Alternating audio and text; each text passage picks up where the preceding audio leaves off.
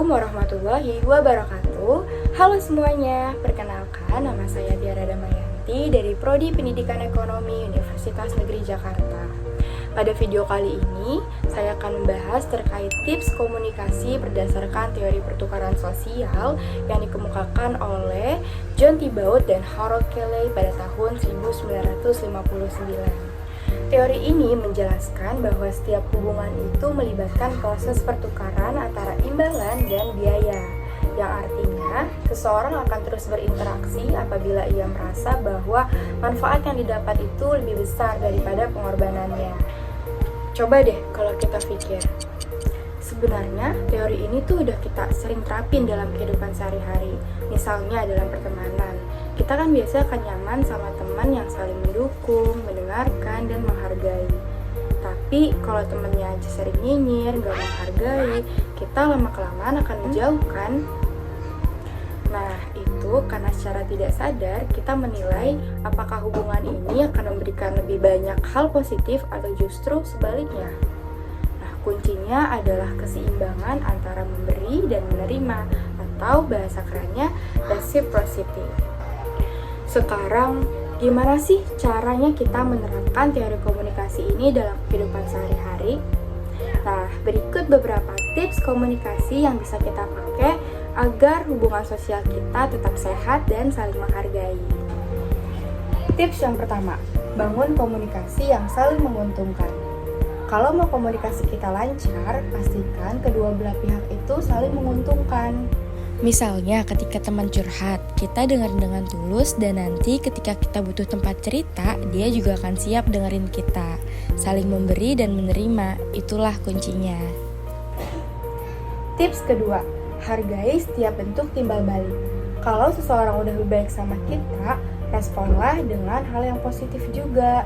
Ucapan sederhana kayak makasih ya atau aku apresiasi banget kamu udah mau dengerin aku. Itu punya efek besar loh.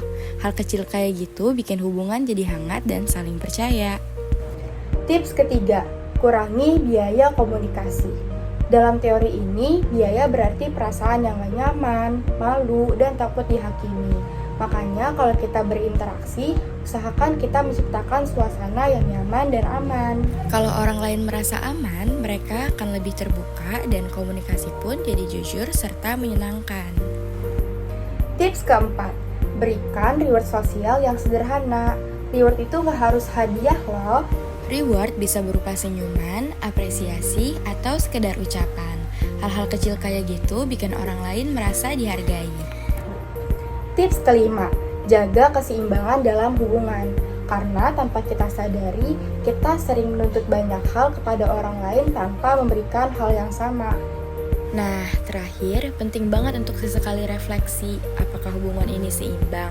Kalau kita bisa menjaga keseimbangan antara memberi dan menerima, komunikasi akan terasa ringan, bukan beban. Nah, dari semua tips tadi bisa kita simpulkan bahwa teori pertukaran sosial ini ngajarin kita pentingnya saling menghargai dan menjaga keseimbangan dalam interaksi. Hubungan yang sehat itu bukan tentang siapa yang paling banyak bicara, tapi tentang bagaimana kedua pihak itu sama-sama merasa dihargai. Kalau dikaitkan dengan peran kita sebagai calon guru atau tenaga pendidik, teori ini pasti sangat relevan. Dalam kelas, guru dan siswa juga melakukan pertukaran sosial. Guru memberikan ilmu, bimbingan, dan perhatian, sementara siswa memberikan respon, semangat belajar, dan rasa hormat. Nah, kalau kedua pihak ini saling menghargai, komunikasi jadi akan lebih efektif, suasana belajar jadi menyenangkan, dan proses pendidikan berjalan dengan penuh makna.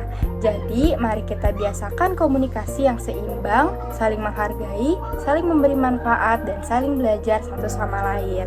Nah, itulah esensi komunikasi yang baik dalam kehidupan sosial maupun sebagai pendidik di masa depan. Mungkin sekian itu saja tips dari saya, kurang lebihnya mohon maaf. Wassalamualaikum warahmatullahi wabarakatuh. Thank you for watching.